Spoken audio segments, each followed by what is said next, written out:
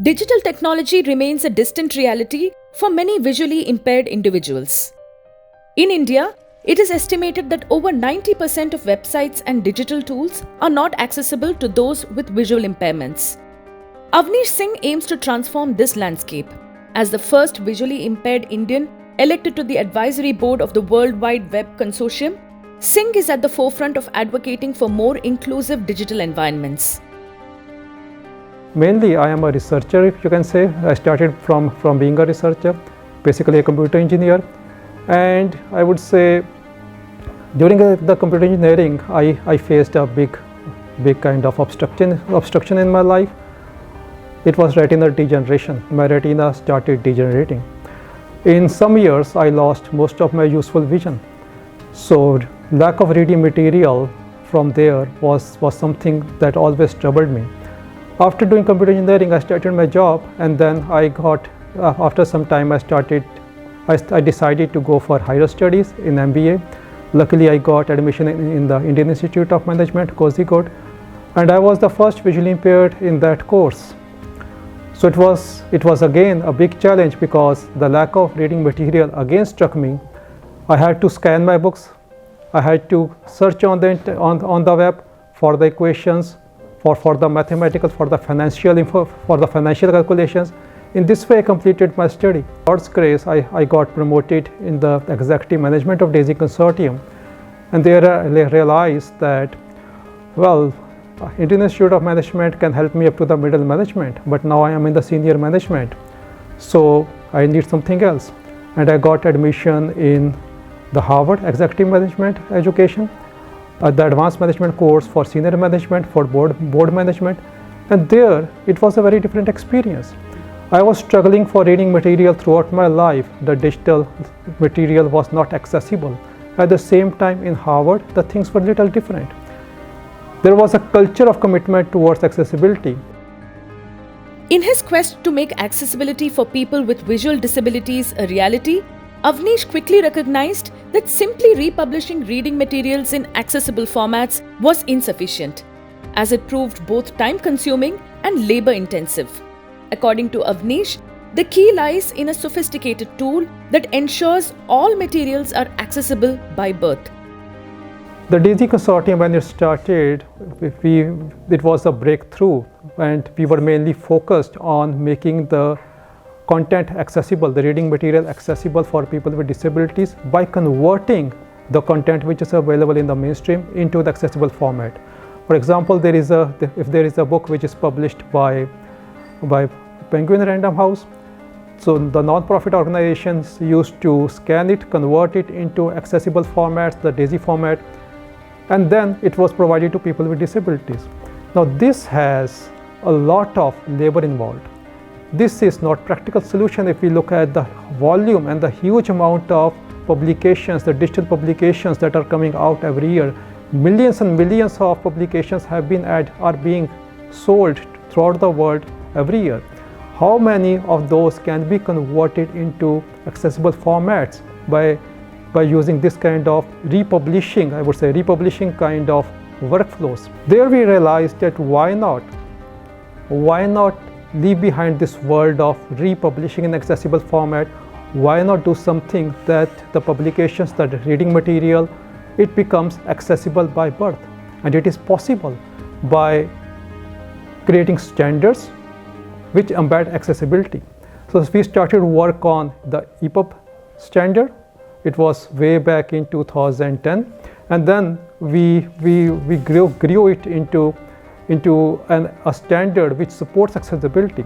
And there was a big question then, can we have a kind of a standard over that could ensure accessibility, which was named as EPUB Accessibility Standard. And from 2014 onwards, I have been chairing the international development of this standard, and the impact of this is so huge that now we are now at a tipping stage where the publishers, especially in the industrialized world, have started embracing the accessibility. We are seeing more and more publications, more and more reading material now becoming born accessible by birth. India is home to the world's largest population of people with various degrees of visual impairments. Despite this, the majority of digital tools, technologies, and banking systems, along with softwares, buildings, public places, transportation systems, and educational resources, remain largely inaccessible to those with visual disabilities. This widespread inaccessibility poses huge challenges for their daily life and integration into society. In fact, the things like net banking, credit cards are even more important for people with print disabilities, for visually impaired. I was using net banking of my banks very well, but 2 years ago, 1 year ago, almost all the banks started updating your user interface. They started using the visual captcha.